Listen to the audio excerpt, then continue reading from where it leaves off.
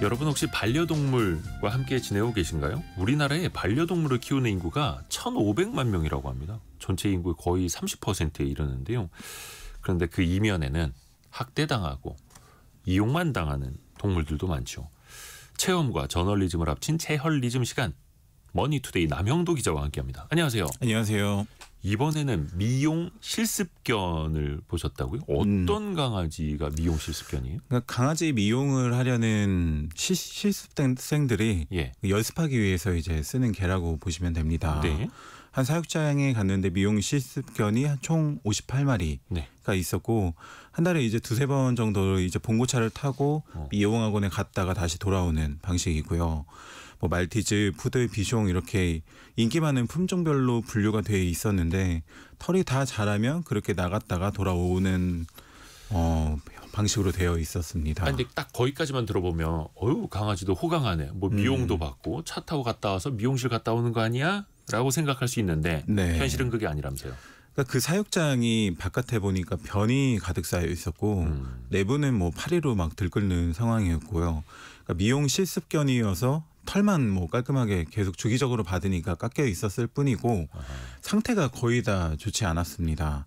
그러니까 특히 또 상상을 해보시면은 미용 가위 때문에 뭐 귀가 베이고 살이 뚫리거나 이런 경우도 좀 많았고요.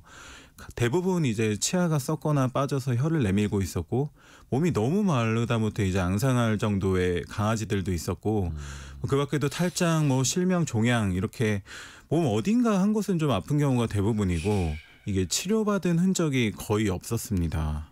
아니 그러니까 어떻게 보면 개 사육장이랑 똑같은 거네요. 그렇죠. 그냥 개 사육장에 있는 개들을 미용 실습견으로 좀 보내고 온다. 물론 그 사이에서 맞습니다. 돈도 오가겠습니다만 이거 법적으로는 괜찮은 거예요? 그러니까 실습은 원래 위그라고 해서 이제 강아지 가발 모형을 쓰게 되어 있는데 현재는 근데 또 살아있는 개를 쓴다고 해서 불법은 아니고 빌려주고 돈을 받는 것만 불법입니다. 실습하느라 이제 높은 데 올려놓고 가위 들면은 무섭잖아요. 근데 두세 시간씩 그렇게 연습을 하고 있고 이 실습 대상이 되는 개에 대한 윤리적인 기준이 전혀 없다는 게 문제입니다. 뭐 몇 시간 이상 쓰면 안 된다. 낯선 환경에 갑자기 놓이지 못하게 한다든지. 그러니까 아무래도 좀 미숙한 실습생들이 하다가 강아지가 다치고 그 이후에 공론화로 이어지는 그런 상황이 좀 자주 발생하고 있습니다. 야, 지금 박미영 님도 그렇고 김홍태 님도 그렇고 이런 현실 처음 들으시는 분들 저도 처음 알았거든요. 네. 미용 실습견이라서 호강하는 개인 줄 알았는데 다 어디서 어떻게 수급이 되는 거예요? 그러니까 전부 다 이제 그런 건 아닌데 자기 개를 데려와서 하거나 뭐 유기견 보호소에 가서 이제 미용 봉사를 하는 단체도 있어요. 거기까지만 놓고 보면 참 좋은데. 그런 학원도 있는데 그런데 상당 부분은 또 번식장에서 공급을 받거나 아예 학원에서 그 실습용 개를 키우면서 실습을 한다는 얘기도 들리고 있습니다. 근데 뭐 강아지들 털이 뭐 하루 이틀 만에 다 자라는 것도 아니고 여러 번 또 실습을 해야 되니까. 네, 그러니까 수요는 많은데 합법적으로 또 구하기는 어렵다 보니 번식경 공급처럼 어둠의 시장이 좀 커지는 방식으로 되는 거죠. 그러니까 구조 현장에서도 좀 어떤 게 눈에 띄었냐면 배에 제왕절개 자국이 뚜렷한 개들이 많이 보였어요.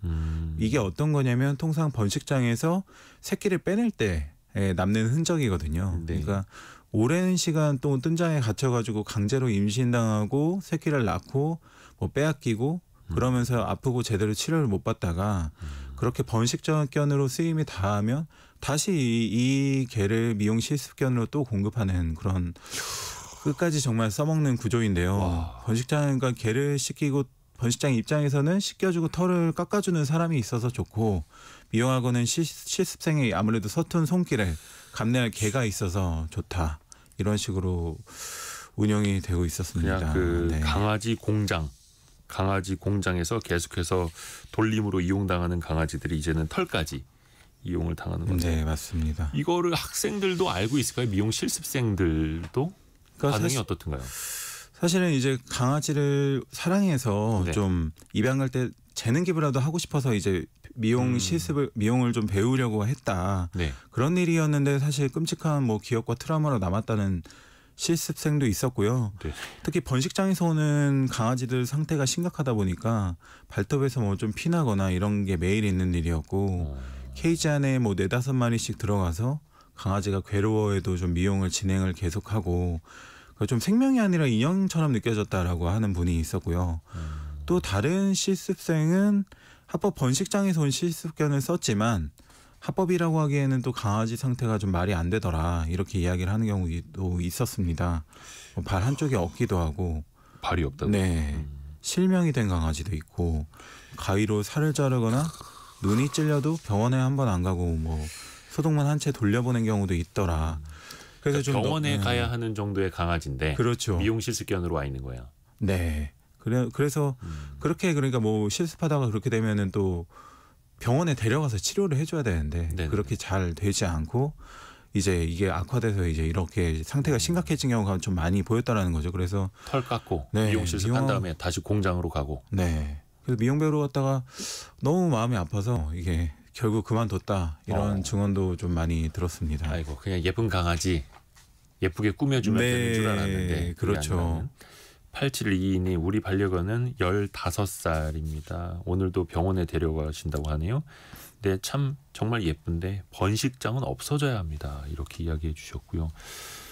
또 그 9449님 인간의 잔인함은 어디까지인지 모르겠어요. 이렇게 보내주셨고요. 아이고 다들 충격을 받으신 것 같습니다. 왜냐하면 이제 우리가 번식장 이야기는 지난번에도 많이 알려주셨는데 네. 이 미용 실습견도 이런 문제가 있다는 걸 저도 처음 알아가지고 일단 남영도 기자가 또 다른 분들하고 같이 이제 강아지를 구조하기도 했다면서요. 네, 그 동물보호단체 분들과 같이 가서 구조를 했고 그날 하루에 병원에 갈 수 있는 강아지가 최대 30마리여서 뭐 첫날은 이제 상태가 심각한 강아지 위주로 먼저 구조를 해서 치료받도록 했고요. 병원에 한 번에 데려갈 수 있는 네. 강아지가 최대 30마리였는데 네, 그 그래서 미용 나눠서. 실습견에서 구조한 개는 그보다 훨씬 많았다는 네, 거죠. 그럼. 근데 그 번식장에서는 58마리여서 두 번에 나눠서 이제 남겨진 강아지들을 모두 구조를 했습니다. 그러니까 또 그 강아지들은 이제 임시보호를 보내거나 뭐 입양센터에서 보호를 하기도 하고 그 이후에 이제 입양을 간 강아지들도 있고요.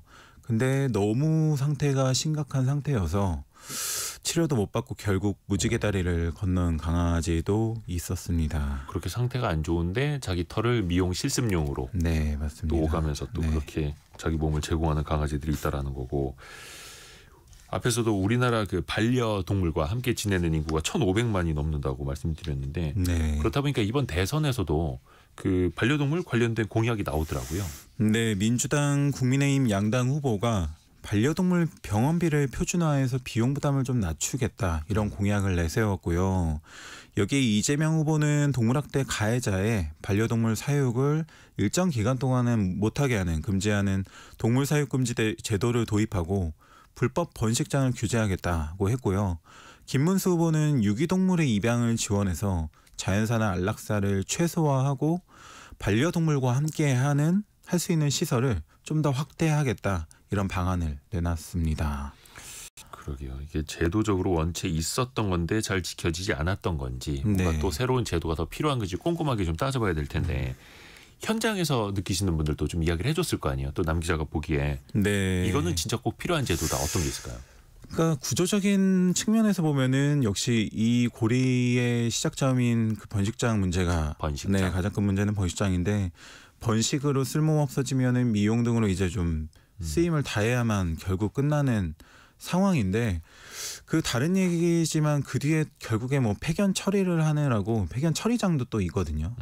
그 폐견 처리장에서 굶겨 죽이는 경우도 있었고 이렇게 동물 학대 관련된 문제로 계속 번지는 상황입니다. 그러니까 그게 결국에는 규제인데 반려견 생산업 규제도 안 하고 그에 관련된 감독도 제대로 안 하고 합법 번식장이라고 해서 가보면은 너무 열악한 경우가 많다라는 거죠. 그러니까 이런 제도가 굉장히 허술하기 때문에 철저하게 이력 관리를 해야 하고 이게 선행이 돼야 될 것 같습니다. 이게 결국에는 유기견 문제와도 다 연결이 되어 있는 그렇죠. 네, 부분입니다. 참 요즘에는 용어가 좀 달라졌습니다만 예전에는 막 애견센터 이렇게 네. 하면서 유리창 안에 귀여운 강아지들이 이렇게 칸칸이 놓고 사가라고. 물론 이제 지금도 있습니다만. 네. 그래서 사지 말고 입양하자 이런 캠페인도 있습니다만 여전히 그게 일종의 산업으로 있는 한 네. 참 이게 바뀌기 어렵지 않나라는 생각도 들고요. 오늘 우리 청취자분들도 충격을 좀 많이 받으신 것 같습니다. 제도에 대해서 조금 더 신경을 써야겠고요. 머니투데이 남영도 기자 함께했습니다. 고맙습니다. 감사합니다. 자, 2부